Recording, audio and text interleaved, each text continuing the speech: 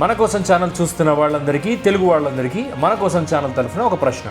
చాలా intelligent people మాత్రమే ఈ ప్రశ్నకు సమాధానం చెప్పగలరు. క్వశ్చన్ ఏంటంటే, ఈ దేశ కేంద్ర హోంశాఖ సహాయక మంత్రి బండి సంజయ్ గారు తెలియపొరల 17 సంవత్సరాల పాప బండి సంజయ్ కుమారుడి మీద కేసు పెట్టిన పాప, ఆ పాప తెలియపొరల. ఆయన చెప్పే మాటలు నమ్మాలా, ఈ పాప పెట్టిన కేసు నమ్మాలా? ఈ రెండిట్లో నమ్మాల్సిందేంటో మీరే చెప్పాలి. వీటిలో నిజమేంటో ప్రజలే తేల్చాలి. ఇది రైట్ ఏంటో రాంగ్ ఏంటో మీకు మాత్రమే తెలుసు.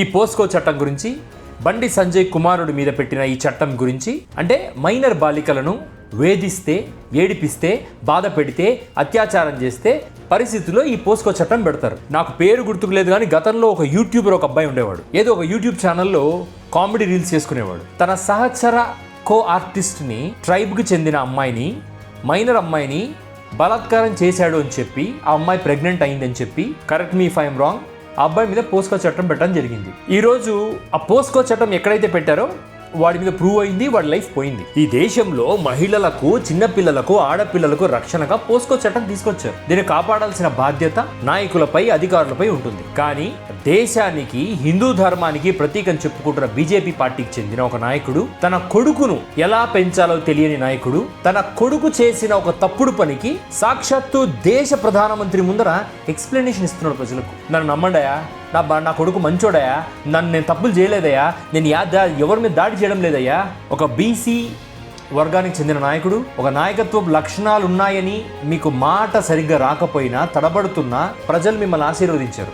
మీలో నిజాయితీని గుర్తించారు. మీలో నిజాయితీని గమనించి ప్రజలు మిమ్మల్ని అందలం ఎక్కించారు. పేదరికం నుంచే వచ్చారు కదా. మీ కొడుకు ఆల్రెడీ గతంలో కూడా ఎవరినో కొట్టిన ఒక వీడియోలో దొరికినా ఈ సమాజం క్షమించింది. ఎందుకంటే డబ్బున్న పిల్లలకి ఈ సమాజం ఎప్పుడు ఒక స్పేస్ ఇస్తుంది, సరిదిద్దుకోవడానికి ఒక స్పేస్ ఇస్తుంది. కేవలం పేద పిల్లలు ఉంటారు చూసారా, అటువంటి వాళ్ళు క్రైమ్ చేస్తే మాత్రం మా సమాజం చాలా గట్టిగా ఖండిస్తుంది. రాజకీయ నాయకుల పిల్లల్ని, వ్యాపారవేత్తల పిల్లల్ని, డబ్బున్న వాళ్ళ పిల్లల్ని స్పేర్ చేసే సమాజం మాది. ఇంత మంచి సమాజంలో కూడా మీరు మా సమాజాన్ని అర్థం చేసుకోకుండా, ఆ కుర్రోడు తప్పులు చేస్తున్నాడని తెలిసినా కూడా మీరు వాడిని సరిదిద్దకపోవటం అనేది, ఇది మీ ఫెయిల్యూర్ కాదా? కాదు, మీ ఫెయిల్యూర్ కాదు. నా కొడుకు మంచోడు, నేను మంచోడు అని మీరు ఇంకా వాదించాలనుకుంటున్నారా? సమాజానికి ఏం ఇద్దామనుకుంటున్నారు? ఏం మెసేజ్ ఇద్దామనుకుంటున్నారు? మాకు నార్త్ ఇండియాలో కాప్ పంచాయత్స్ అని ఉండేవి. ప్రేమించిన వాళ్లను ఒకవేళ పక్క కులస్తుడు అయితే వాళ్ళని చంపేయటము, వాళ్ళను మర్డర్ చేసి తగలబెట్టేయటం, ఇటువంటివన్నీ రాజస్థాన్, గుజరాత్ లాంటి ప్రాంతాల్లో జరిగేవి.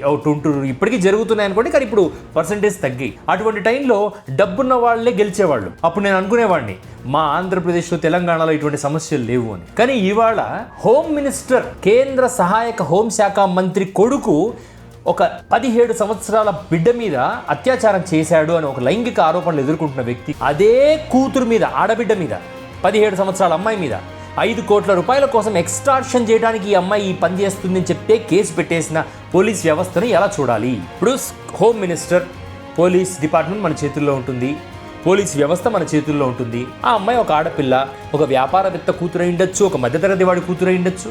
ఏదైనా కూడా ఒక 17 సంవత్సరాల అమ్మాయి 5 కోట్ల రూపాయల కోసం మినిస్టర్ కొడుకు ట్రాప్ చేస్తుందా? ఒక అబద్ధాన్ని చక్కగా ప్రజలకు నమ్మిద్దామని మీరు చేస్తున్న ప్రయత్నాన్ని మేము ఎలా తీసుకోవాలి?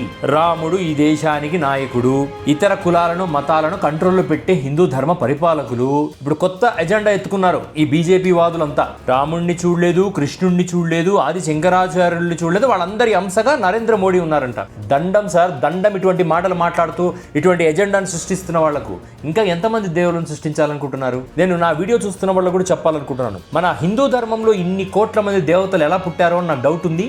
మీలో ఎవరికన్నా డౌట్ ఉంటే కూడా ఇదిగో ఇలాగే పుట్టారు. అవకాశాలు సృష్టించుకొని, సమస్యలు సృష్టించి, సమస్యల్లో నుంచి ఒకరిని పుట్టించి వాడిని నాయకుడిని చేసి గుళ్ళు కట్టి పూజ చేస్తారు. రాసి పెట్టుకోండి, నరేంద్ర మోడీ గారి తర్వాత నరేంద్ర మోడీ గారి విగ్రహాలు గల్లీ గల్లీకి వెలుస్తాయి, నరేంద్ర మోడీ గారి గుళ్ళు వెలుస్తాయి. నమో నమో నమో నమో అని పూజలు చేస్తారు. సో అది డిఫరెంట్ టాపిక్. బట్ నేనేమడుగుతున్నాను అంటే, ఈ దేశపు ఆడబిడ్డకు, తెలుగు ఆడబిడ్డకు ఒక కేంద్ర హోంశాఖ సహాయక మంత్రి కొడుకు వల్ల సమస్య వస్తే ఎవరి తరఫున న్యాయం నిలబడుతుంది? ఈ కేసు నిలబడుతుందా, నిలబడదా తర్వాత?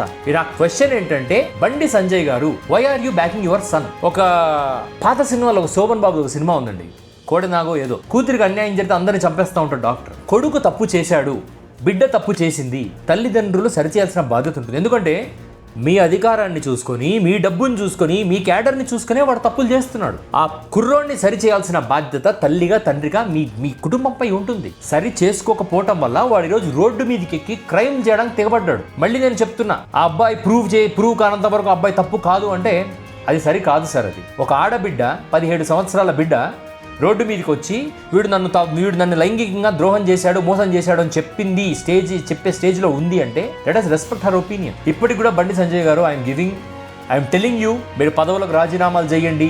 ఇవన్నీ మాట్లాడడానికి మేము పొలిటీషియన్స్ కాదు, but accept the truth. Let him face the POCSO case. దీంట్లో మీరు ఇంటర్ఫియర్ కావద్దండి. ఈ దేశ రాజకీయ నాయకుల పిల్లలకు కూడా తప్పులు చేసే శిక్షలు పడతాయన్నో ఒక ఎజెండాను మీరు సృష్టించండి. ఒకడు పోతే 100 మందిని కనగలరు మీరు. కానీ ధర్మం నిలబడాలి అని రాముని తరఫున మాట్లాడుతున్నప్పుడు, రామరాజ్యం ఏర్పడాలి దేశంలోని మీరు మాట్లాడుతున్నప్పుడు, then that should be in spirit. ఏదో ర్యాండమ్గా జరిగితే సరిపోతుంది.